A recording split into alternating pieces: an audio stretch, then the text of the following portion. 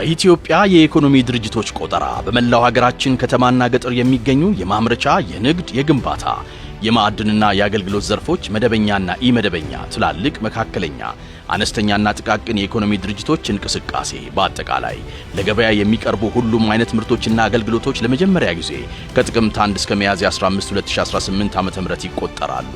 በቆጠራው የድርጅቶች ብዛትና ስርጭት፣ የተሰማሩበት የሥራ ዘርፍ አይነትና መጠን፣ ያሰማሩት የሰው ኃይል ብዛት፣ የምርት የሽያጭና የኤክስፖርት መጠን፣ የግብዓት አይነት መጠንና ምንጭ፣ በዲጂታል ኢኮኖሚ ውስጥ ያላቸው ተሳትፎ፣ በዓመቱ ያከናወኑት የግንባታ ተግባራት እንዲሁም በሥራ ላይ የሚያጋጥሟቸውን ችግሮችና ሌሎች ከዘርፉ ጋር የተያያዙ አስፈላጊ መረጃዎች ይሰበሰባሉ።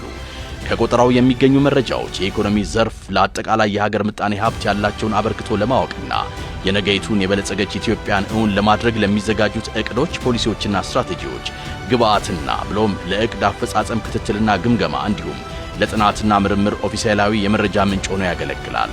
በመሆኑም በመላው ሀገራችን በማንኛውም አይነት የኢኮኖሚ ዘርፍ ተሰማርታችሁ የምትገኙ ቤተሰቦች፣ ድርጅቶችና ተቋማት መረጃ ሰብሳቢዎች ለሚጠይቁት ጥያቄ ትክክለኛ መረጃ በመስጠት ሀገራዊ ኃላፊነታችሁን እንድትወጡ ተቋማችን ጥሪውን ያቀርባል። የኢትዮጵያ ስታቲስቲክስ አገልግሎት፣ ተአማኒ የመረጃ ምንጮ።